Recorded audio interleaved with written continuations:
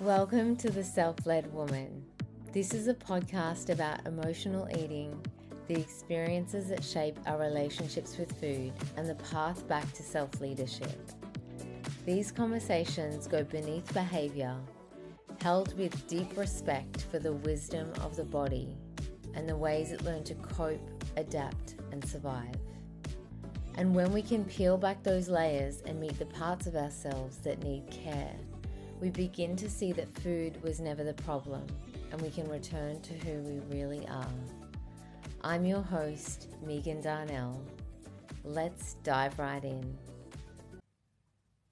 So if you've been in the emotional eating world for any amount of time, and you might have tried plans, different programs,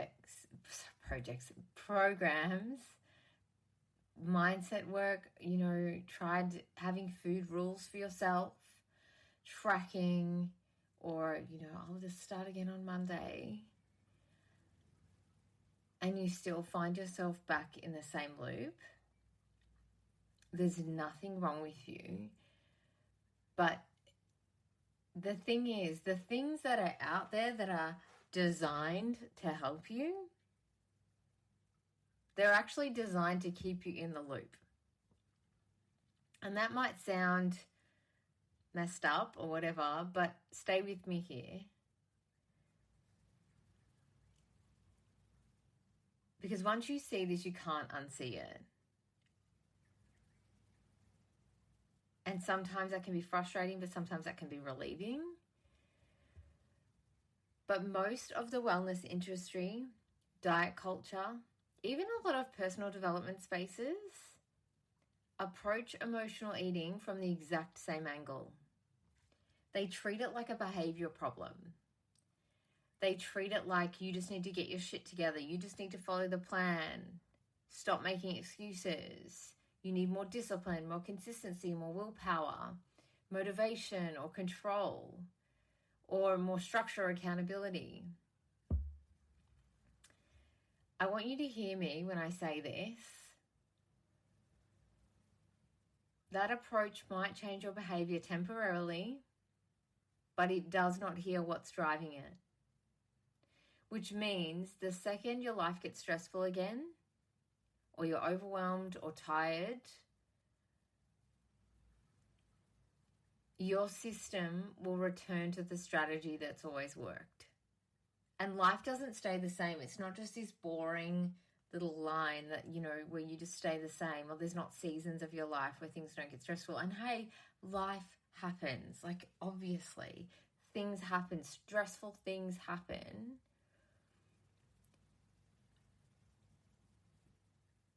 But emotional eating is a strategy. It's like that riverbed that I've spoken about before. So we have a storm in our life and the water runs through a riverbed. We've been carved over many, many years. And to put something in place that's just behavioral is like standing in front of the water and standing in front of the riverbed and saying, don't flow here. As soon as there's a storm, it will go right back to the riverbed. That is the old strategy. That is the system. That is how it's always worked. It's a survival strategy. And we don't stop a survival strategy by saying, I'm done with this. We just don't. The body stops a survival strategy only when there is something in its place. And the way I describe it, it's like when we do the work with what's going on underneath and what's actually causing the behavior to begin with. Mind you, the behavior is not a problem. The behavior is a distraction for what's underneath. When we can meet that need underneath in the right way, it's like building a stormwater drainage system. So you have another system in place to hold you. But a lot of the wellness industry, they can't afford for you to heal that. Because a healed woman is not profitable. A healed woman does not keep signing up to the things. She doesn't keep going for the fixes every few months or every New Year's. We all know that New Year's is massive for the weight loss industry, massive for diet culture, massive for the wellness industry. Yeah, new year, new me, you're just going to reset. And they sell you this dream that like you're going to change a survival strategy. Not by healing anything that's underneath. We're just going to change your behavior. Oh, we might add a little bit of mindset work in or whatever, but it doesn't keep them profitable. You won't keep restarting. You won't keep like Googling the next solution. Oh, this is the thing that's going to help me. You won't keep needing a new plan every time you get overwhelmed, because life, that season of life, is actually really challenging for you. And by doing this, it keeps you outsourcing your safety, your power, your intuition, your wisdom, your self-trust to someone else, to another program. But a healed woman will become self-led. And when you become self-led, you stop being dependent on these industries. You stop needing someone else to tell you what to do, when to do it, how you're allowed to function, or how to fix it, or punish yourself back into control.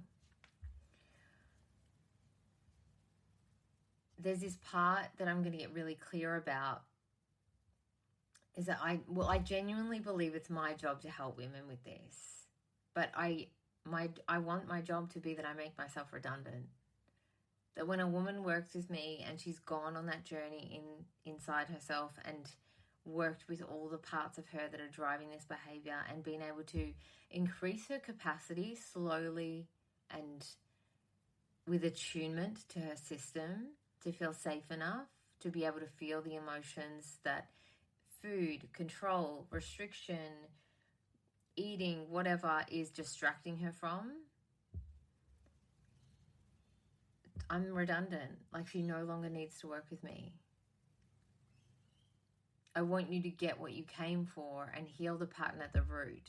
Go back to exactly what has caused this particular pattern to be showing up in your life and be able to give it a new role.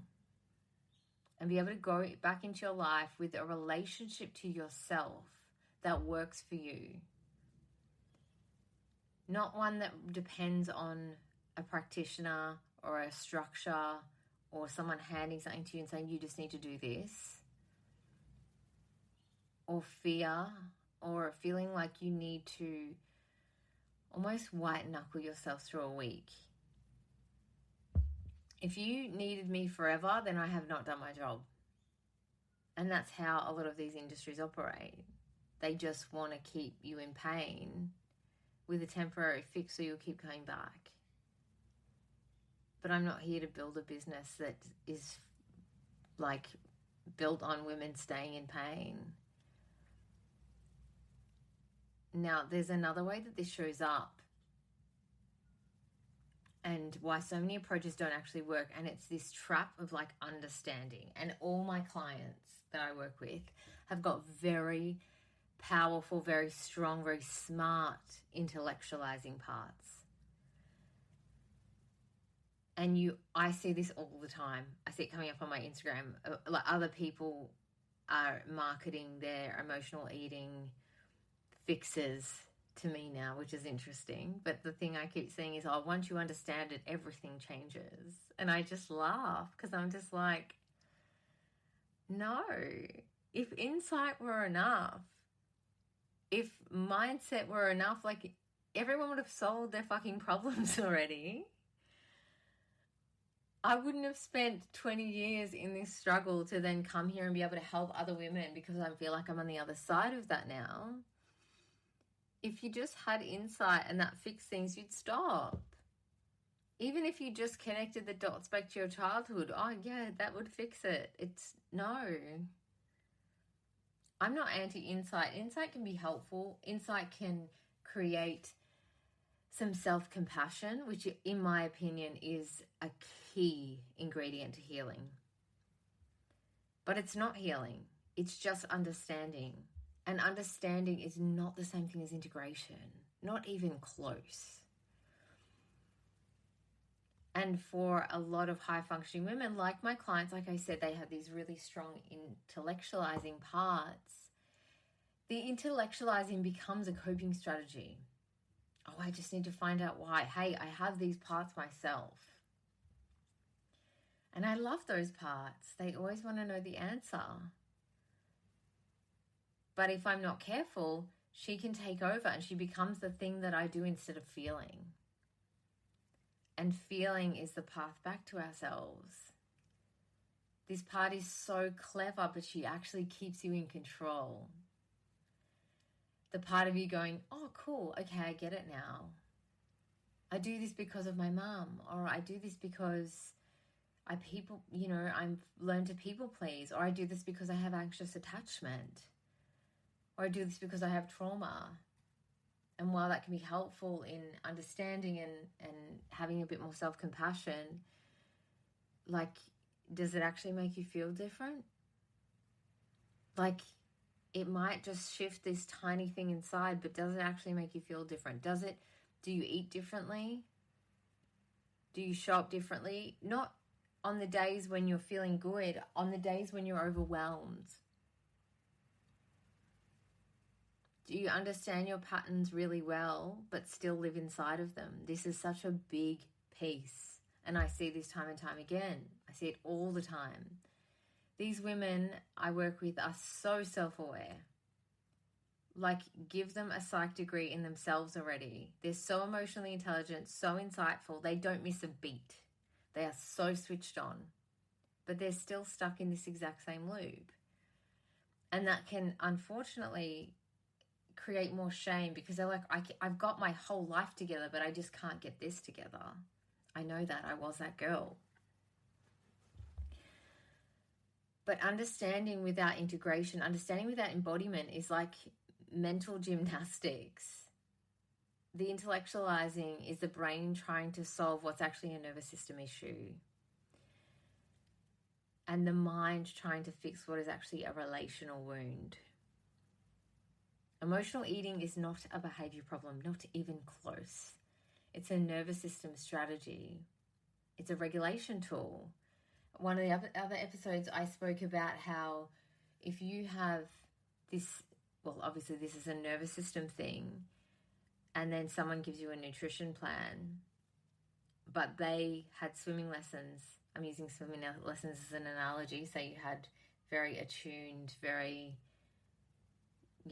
aware parents that could be there for you and support you and be attuned to you and help you with your emotions, help you to process. That's like having swimming lessons.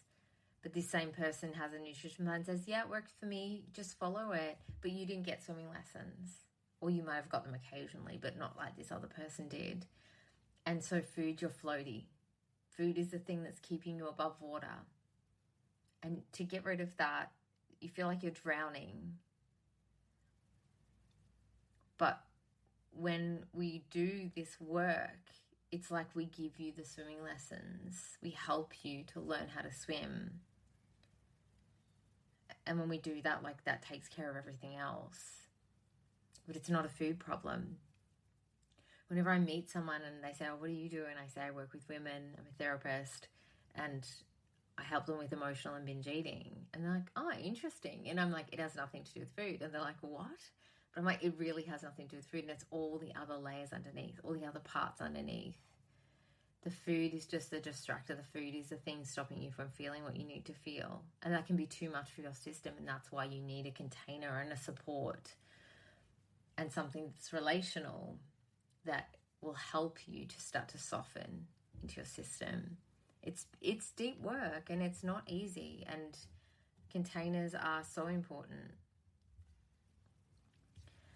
Like, if you've spent your whole life holding it together, or you didn't get the swimming lessons and you feel like you're just treading water, you're just trying to stay afloat, food's like the only place where you soften. It's kind of almost like you didn't get the swimming lessons, you're just kind of treading water, but you're exhausted. And food is like, oh, you've done this all day, you've literally treaded water all day, and at 9 p.m, here's a floaty. Here's a floaty for 10 minutes. How good does that feel to get a floaty after you've been treading water all day and you don't know how to swim? Think of it that way. Like, it's the only place you can just take a breath and stop working so hard, stop being impressive or trying to hold things for other people. You can stop being composed. You can stop contorting yourself into what you think everyone else thinks you need to be. When you do, you feel relief. Maybe half an hour.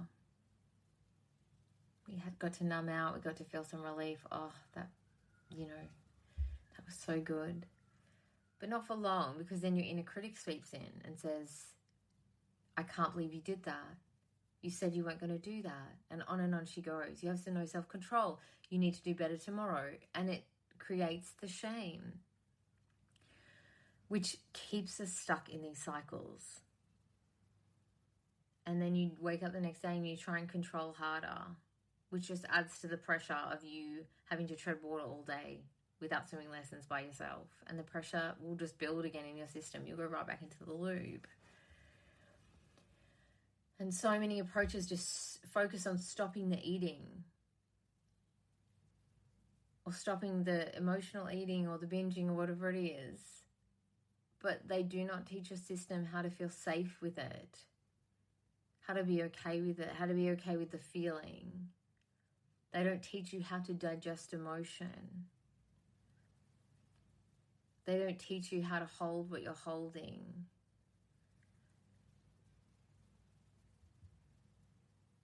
They don't actually teach you how to meet your needs,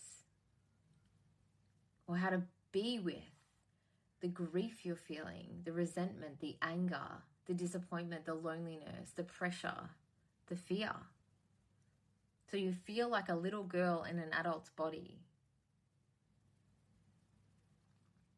And you don't know what to do with all of this. It's too much. On top of all the responsibilities you're carrying, and then feeling like you're responsible for others. And these like wellness industry or diet culture comes in and says, oh, just stop emotionally eating. Have a cup of tea and close the kitchen for the night. Like things like this. And it's like, if you're not doing it, oh, just try harder. Then they'll give you another tool, another reset, another protocol, another thing to set rules, another thing to sell you. But I want you to see what that is. That's not healing. That's outsourcing your safety, your self-trust, your regulation, your wisdom, your intuition. And it keeps you in a relationship with yourself where you don't actually learn to be with your internal world. And this isn't about fixing. This is about learning to be with it so you can digest it. When we can digest our emotions in a way that feels good to us, in a way that doesn't feel like it's all or nothing or too much, it's like our relationship to our emotions will always mirror our relationship to food. So for you, that might mean that you want to control what you eat all the time, or you restrict, or you have mental maths going on. And when I say mental maths, I mean, oh, well, I ate this, so I need to work out later. Oh, well, I haven't eaten much today, so I can indulge a little bit at dinner. And around and around it goes, and you're constantly thinking about, well, what did I eat? How much did I eat? Do I need to work out? Do I need to work out tomorrow? Oh, I had this, I have to make up for it. Oh, I've been good, so I can indulge a little. Like, it never ends. But you probably very much control your emotions, keep them bottled up, keep them to yourself, don't really share it with anyone else. But then you might fall apart on a random Thursday. Or you watch a movie at home and the movie's sad, but you are a sobbing mess. It's got to come out somewhere. Or you might just have, I call it a binge and purge cycle, but what I'm actually speaking to you is your emotions. It's like you don't feel them. And then it's like an explosion and it feels too much. And then you don't want to feel it, so you continue to suppress. But when we could see, imagine the difference between you sitting down to a meal and eating it slowly and taking one bite at a time and just chewing and noticing the colors, the textures, the taste, how each bite makes you feel, what you notice landing in your system. That's a very different experience to you eating on the run, eating at your desk, grabbing a very small snack as you're racing to your next meeting versus sitting down to actually be present with a meal. And our emotions are the same, like being able to digest your emotions, being able to sit with them. If it's too much and you know it's there, you can actually sit with it and say, could I just feel 1% of this right now? Or could I just allow myself to feel what's going on in my body for 10 seconds? And just sit with it. Just be. You don't have to do anything. You don't have to say anything. You just be with that feeling and let it know, I'm here. I'm here with you. Like, that's small. And this is what this work teaches you how to do in a way that feels really nourishing to your system. When we have like emotional eating being the nervous system's way of coping, and you remove that coping strategy without giving your system another way to regulate, without giving your system another way to digest the emotions, the overwhelm, whatever's going on for you, your system will panic and it will either find another coping strategy like shopping or drinking or scrolling or some kind of numbing out. And this is, again, not to perpetuate any shame. This is to say that, like, your system needs a floaty. You can't just, like, take it away and expect yourself to continue to function. And so many women, quote unquote, fail on plans that they've been given and think it's a lack of discipline or motivation, or that they're weak, or why can't I do it? This person can. But you're ripping away the only thing that has kept you afloat and then shaming yourself for still needing it. Which is like, if you think about it, it's like throwing someone in the ocean that doesn't know how to swim and then getting angry at them for grabbing a floaty. Like, imagine a little girl like that gets in the ocean and she grabs a floaty because she's struggling and swallowing water, and you got mad at her. Because that's what you're doing. And I also want to speak to this, that women that struggle with emotional eating, like, there's two things that I've noticed. One is that they're very high functioning. They're also very sensitive.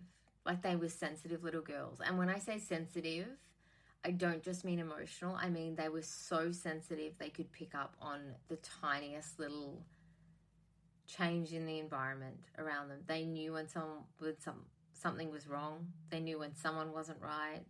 They could just pick up on it. And then they become the woman who has to handle everything. She's showing up. She's keeping the peace. She's staying composed. She doesn't want to be a burden. She doesn't want to be too much. They're the ones constantly managing the emotional temperature in the room. But as little girls, they were so sensitive and so intuitive. And that's who they grow up to be. Which means they're constantly overriding their own capacity. They're ignoring what their body's saying. They're pushing past exhaustion, resentment. They're making themselves smaller to keep other people comfortable. Where's that going to go? Food is a place where it goes because it has nowhere else to go. And food doesn't ask anything of us. It doesn't ask you to be brave or to speak up or to disappoint anybody or to set boundaries. It means we don't have to risk rejection or say to someone, yeah, actually, I'm not doing okay. It doesn't ask you to admit that you're lonely or to feel the grief. It just says, here you go. Here's some relief. It's kind of like coming home from a really hard day and like some grandma energy. Like, she comes in and wraps you in a blanket and says, honey, you've had a really big day, a big year, a big decade. Here's your favorite food. Sit on the couch. Just relax. You deserve it. Like, how loving is that energy? And that's what that part of you is doing. It works.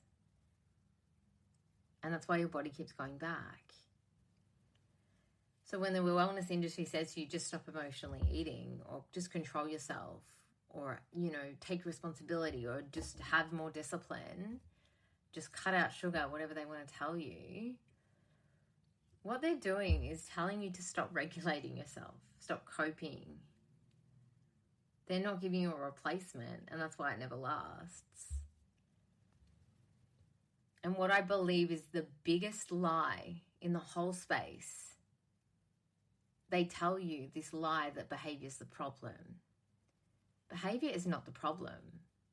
That's your system trying to heal. Even if this strategy has consequences, or you feel ashamed about it or trapped in it, the intention underneath is never to self-sabotage. It's self-protection and self-regulation. And it's a system, a very intelligent system, just trying to bring you back into balance in the fastest way it knows how.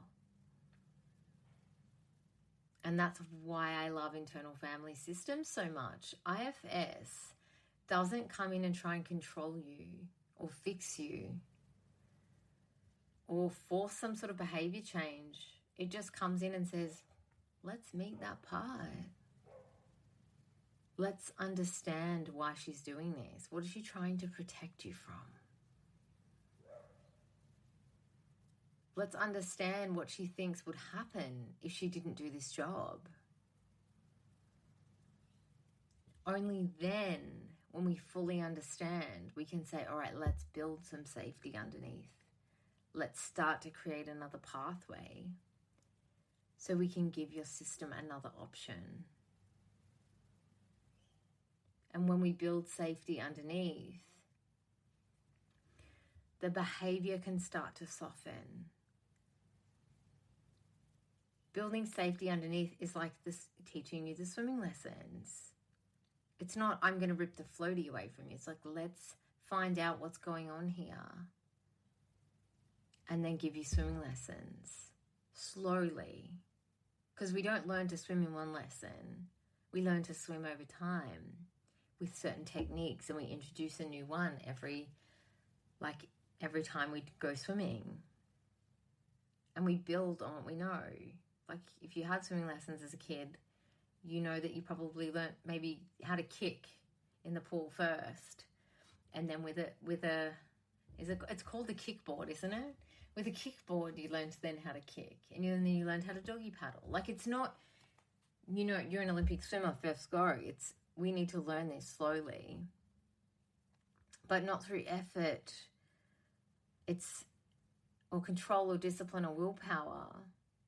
Because those things are no longer required once you know how to swim. But if you were using food as like the floaty, the flotation device, and then you learn how to swim, you just don't need the floaty anymore. Not because you forced yourself, but you just don't need it. And like this is where I want to come back to what I said earlier. I genuinely believe the goal of my work is to make me redundant in the most empowering way possible. I want to leave this work with each and every one of my clients with them knowing how to be with themselves, knowing how to meet their parts, knowing how to regulate themselves in a really nourishing and beautiful way, knowing how to feel their emotion in small bites, knowing how to digest it with the same presence that you could digest a meal, to sit down and be with that and receive it and let it land in your body. And knowing how to support yourself through those hard weeks or hard months, not through food or through punishing yourself or shame, but through true self-leadership. The thing is, a lot of the wellness industry is not teaching women how to trust themselves. They're teaching them how to override themselves, to not listen to their bodies. And that's literally the same pattern that creates emotional eating in the first place, sadly. So if you've been stuck in this loop and frustrated and feeling like you are trying to fix yourself, or trying to be quote unquote good or control, I want you to hear this. Like, there's nothing wrong with you. You have a system that has very intelligently adapted, and it learned that this was a way for you to cope when you had nothing else. And your body has been trying to help you this whole time. Your body's been trying to use food as that distraction because emotions once upon a time were too much. And that's the other thing about my work. One of the questions we ask in a session is, how old does this part think you are? And often it's very, very young. Actually, I don't want to say often. It's very rare that they say, oh no, the part knows how old I am. Most of the time, the part says 6, 7, 5, 4, 3. And that part thinks that, oh, you can't handle this emotion because you're 3 years old. And it's too much. But when we can update the part and be like, actually, I'm this age, and show them how old you are and how capable you are, they'll start to soften a little bit, and you can work with them. And like, our bodies are so intelligent, our minds are so intelligent, they've been trying to help us this whole time. The wellness industry is always going to keep trying to sell you another plan, or tell you that you need to fix something, or give you another thing you should do. But none of those things are designed to teach you how to be with yourself. They're designed to keep you doing, managing, performing, controlling, chasing. That you're just one program away from being fixed. But you're not one program away from being okay. You're one relationship away with yourself, with your parts, your needs, your capacity, being connected to your no. Having a relationship with your emotions and with your body. And like any relationship, they take time to build. They take time to build trust. But when you can digest what you're feeling, food stops needing to do that for you. And that's the work. It's not behavior change or discipline or control or another set of bloody rules. It's safety and attunement and presence and compassion with yourself, and that's self-leadership. So if something has landed for you while listening to this, but you also have been stuck in a loop and you're just tired of it, I just want you to know there's another way. And it's not harder or more effort or more discipline. It's a totally different approach. Your body isn't the enemy. It never was. This behavior is not the enemy. It's just been trying to heal you. It's just been trying to help you this entire time. And when we stop fighting that, like, healing stops being something that you try and force or fixing. And it just becomes something that starts happening all on its own.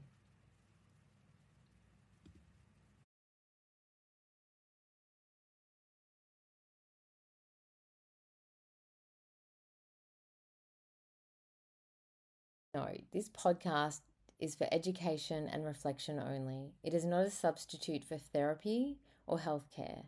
If this episode brought things up for you and you need support, please reach out to a trained therapy practitioner or health professional in your area. Thank you so much for listening. If this episode resonated, please follow or subscribe to the podcast, leave a review, or share it with someone who might benefit from hearing it. You can also connect with me on Instagram at Megan Darnell Therapy. If you share the episode or want to let me know what landed for you, you're always welcome to message or tag me. I love hearing from you guys. Until next time, I'm Megan Darnell, and this is The Self-Led Woman.